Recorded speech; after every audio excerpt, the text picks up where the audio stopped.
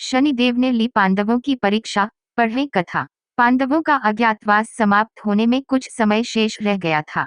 पांचों पांडव एवं द्रौपदी जंगल में छुपने का स्थान ढूंढ रहे थे। उधर शनिदेव की आकाश मंडल से पांडवों पर नजर पड़ी। शनिदेव के मन में विचार आया कि इन सब में बुद्धिमान कौन है, परीक्षा ली जाए। देव ने कई योजन दूरी में एक माया का महल बनाया। उस महल के 4 कोने थे, पूरब, पश्चिम, उत्तर, दक्षिण। अचानक भीम की नजर महल पर पड़ी और वे आकर्षित हो गए। भीम युधिष्ठिर से बोले, भैया मुझे महल देखना है। भाई ने कहा जाओ। भीम महल के द्वार पर पहुंचे। वहां शनिदेव दरबान के रूप में खड़े थे। भीम ने कहा, मुझे महल देखना है। शनिदेव ने कहा, इस महल की कुछ शर्तें हैं।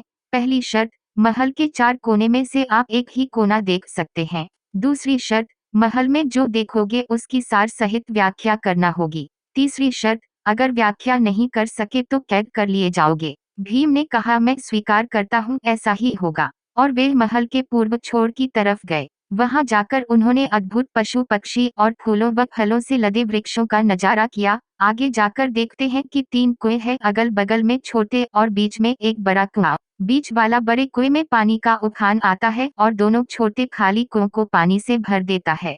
फिर कुछ देर बाद दोनों छोटे कुओं में उफान आता है तो पर बड़े कुएं का पानी आधा ही रहता है, पूरा नहीं भरता। इस क्रिया को भीम कई बार देखता है पर समझ नहीं पाता और लौटकर दरबान के पास आता है। दरबान, क्या देखा आपने? भीम महाशय, मैंने ऐसे पेड़ पौधे पशु पक्षी देखे जो मैंने पहले कभी नहीं देखे। एक बात समझ में नहीं आई, छोटे कुएं पानी से भर जाते हैं, बड़ा क्यों नहीं भर पाता, यह समझ में नहीं आया। दरबान बोला, आप शर्त के अनुसार बंदी हो गए हैं। और भीम को बंदी घर में बैठा दिया गया। अर्जुन आया, बोला, मुझे महल देखना है। दरबान ने शर्त बता दी और अर्जुन पश्चिम वाले छोर की तरफ चले गए। आगे जाकर अर्जुन क्या देखते हैं, एक खेत में 2 फसल उग रही थी। एक तरफ बाजरे की फसल, दूसरी तरफ मक्का की फसल। बाजरे के पौधे से मक्का निकल रही तथा मक्का के पौधे से बाजरी निकल रही थी। अजीब लगा, कुछ समझ नहीं आया, वापस द्वार पर आ गया। दरबान ने पूछा, क्या देखा? अर्जुन बोला, महाशय सब कुछ देखा पर बाजरा और मक्का की बात समझ में नहीं आई। देव ने कहा, शर्त के अनुसार आप बंदी है।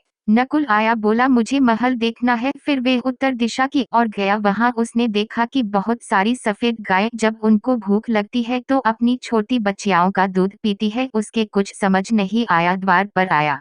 क्या देखा? नकुल बोला, महाशय गाय बच्चियों का दूध पीती है, यह समझ नहीं आया, तब उसे भी बंदी बना लिया। सहदेव आया, बोला, मुझे महल देखना है और वे दक्षिण दिशा की तरफ अंतिम कोना देखने के लिए गया।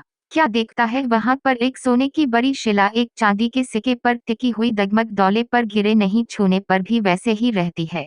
समझ नहीं आया, वह वापस द्वार पर आ गया और बोला, सोने की शिला की बात समझ में नहीं आई, तब वे भी बंदी हो गया। चारों भाई बहुत देर से नहीं आए, तब युधिष्ठिर को चिंता हुई, वे भी द्रौपदी सहित महल में गए। भाइयों के लिए पूछा, तब दरबान ने बताया वह शर्त अनुसार बंदी है। युधिष्ठिर बोला, भीम तुमने क्या देखा? भीम ने कुएं के बारे में बताया। तब युधिष्ठिर ने कहा, यह कलयुग में होने वाला है। एक बाप 2 बेटों का पेट तो भर देगा परंतु 2 बेटे मिलकर एक बाप का पेट नहीं भर पाएंगे। भीम को छोड़ दिया। अर्जुन से पूछा, तुमने क्या देखा? उसने फसल के बारे में बताया। युधिष्ठिर ने कहा, यह भी कलयुग में होने वाला है। वंश परिवर्तन अर्थात ब्राह्मण के घर बनिए की लड़की और बनिए के घर शूद्र की लड़की ब्याही जाएगी। अर्जुन भी छूट गया। नकुल से पूछा, तुमने क्या देखा? तब उसने गाय का वृतांत बताया। तब युधिष्ठिर ने कहा, कलयुग में माताएं अपनी बेटियों के घर में पलेगी, बेटी का दाना खाएगी और बेटे सेवा नहीं करेंगे। तब नकुल भी छूट गया। सहदेव से पूछा, तुमने क्या देखा? उसने सोने की शिला का वृतांत बताया।